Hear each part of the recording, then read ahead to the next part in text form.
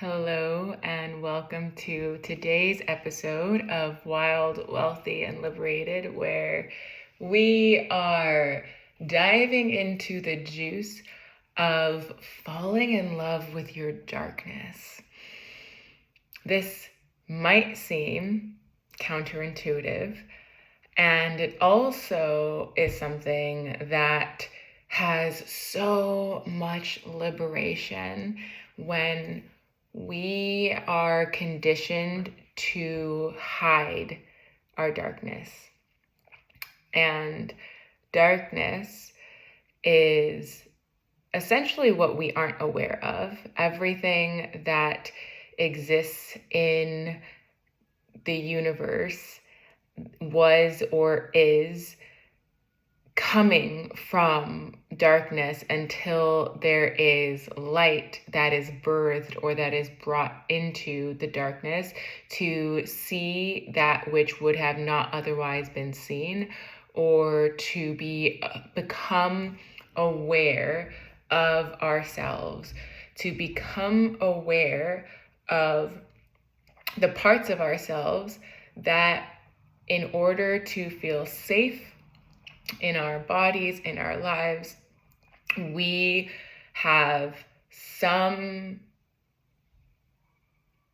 perception of these parts of ourselves that make us want to keep them behind closed doors. And this often looks like when a dark part of yourself gets exposed or gets seen, the tendency can be to avoid it or to look the other way. And in the work, the spiritual work, the expansion work of becoming your most liberated self, it requires being with your darkness in a way that the darkness actually has medicine for you to be receiving. And the darkness is also the shadow, darkness or shadow, are also the things that perpetuate experiences of sabotage or of blocking you from yourself. And it's through truly learning to both see the darkness, see the shadows, and to love and accept those as parts of yourself that you actually become more fully expressed in your divinity. What I love about alchemic work and alchemic magic is that it brings things that are really deep below the surface that are going to be affecting and impacting you and others anyways, unconsciously. It brings those things up to the surface so that you can really have this clarity and this honesty in order to take action or to take responsibility or to take ownership with how you are showing up for your life, for your relationships, for your sense of self. And so it's really courageous, brave, humbling work to look at the shadows and the darkness and say, you know what? I love you too. I love the part of you that wants to hide. I love the part of you that wants to run away from this challenge, from this discomfort, from this fear, from this resistance. And I accept that that is here. And I'm going to choose to meet this with my awareness or my light so that it actually serves me. When we fall in love with our darkness, we gain compassion for ourselves and we gain compassion for others, and we experience the union with ourselves and all living beings, because the darkness that exists within you exists within everyone else. We all have shadows, and it's only through those being brought to light that we actually have the full power of our ability to create and co-create a life and a way of being and a way of relating that's in deeper harmony with our truth and with our magic.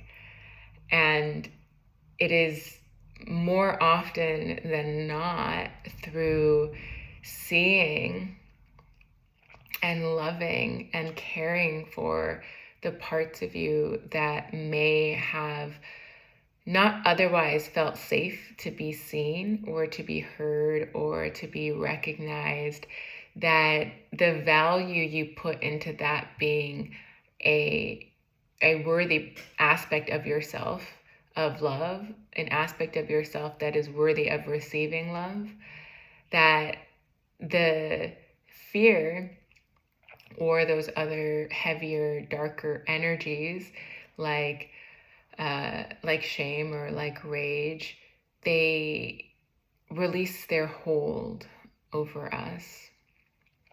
And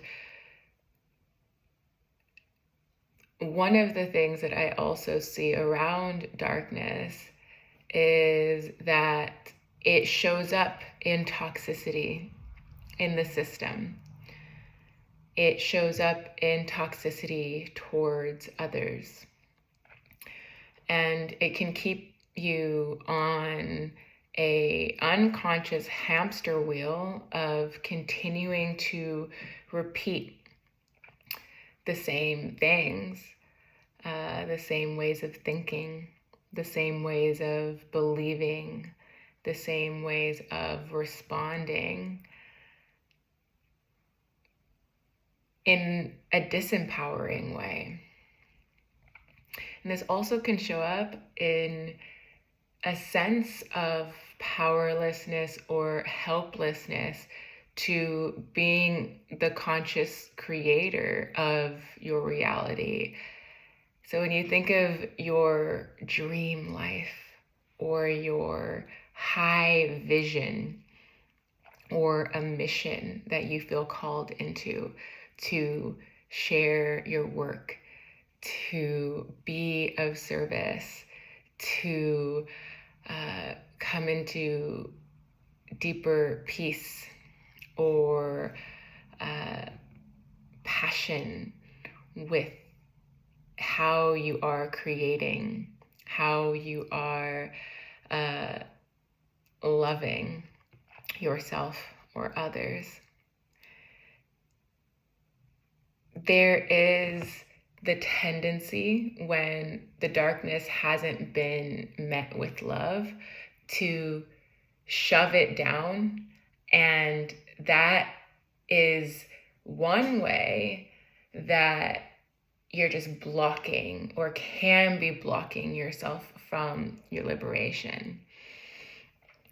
One example of this that I've seen show up with my community and my clients around money specifically is the judgment or the shame that there is in not feeling responsible or not feeling trustworthy or not feeling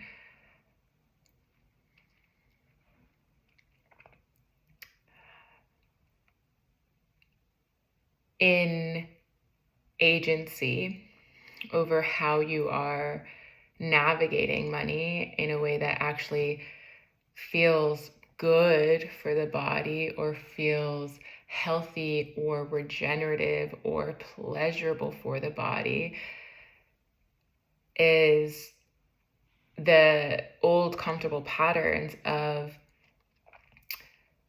feeling like it has control over you versus you having control over yourself.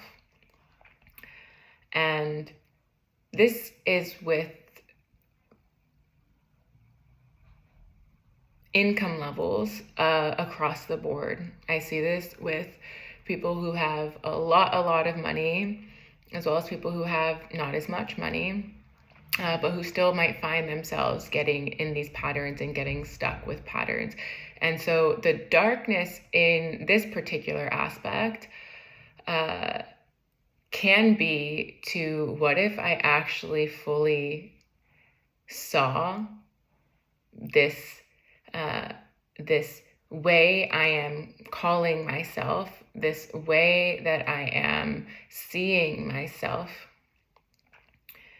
and have compassion for it, have understanding for it, have care for it. And what that does is it allows the pattern to actually break, because it's a lot harder to shift or transmute darkness when it's continued to be met by fear. So what if the parts of yourself that might have stories of not good enough, or you'll never get there, or this has to be so hard for me, and why am I here again, right? Those kinds of thoughts or stories or beliefs got to transform into, wow, it makes so much sense that this is coming up for me.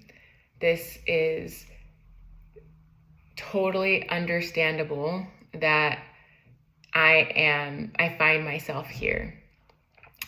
And I'm still, even in this place that feels dark or feels murky or feels sticky or feels icky, I'm still so worthy of treating myself the way I really want to be treated. I'm still so deserving of caring for myself the way I desire to be cared with. What if I get to fall in love with myself here? And because I brought up money, because that's something I've seen a lot just in my work, in money healing work and with my clients, and around feeling safe to hold higher flows of money, or to receive higher flows of money, or to invest or circulate higher flows of money.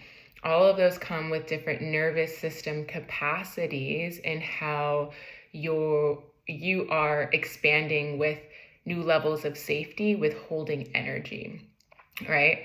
And the more that you dive into this work of recognizing your shadow and accepting and falling in deeper love with it, the more power that you have with yourself and in your body.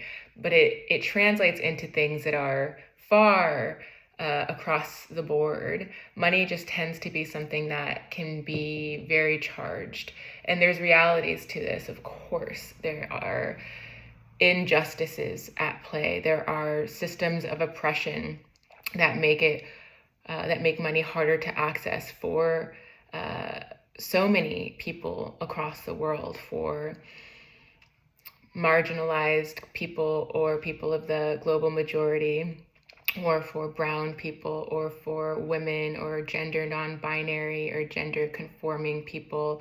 And it's such a recent point in history where women even had the ability to be receiving money for our work and for our labor and for what we contribute to the world and through society. And so that tends to be where a lot of darkness lives. And the darkness that the larger systems can perpetuate around money being something that is seen as greedy or selfish, those live inside of ourselves too, until we look and we see that we get to be supported in all of ourselves, that you get to be supported and loved and appreciated in your darkness just as much as in your light.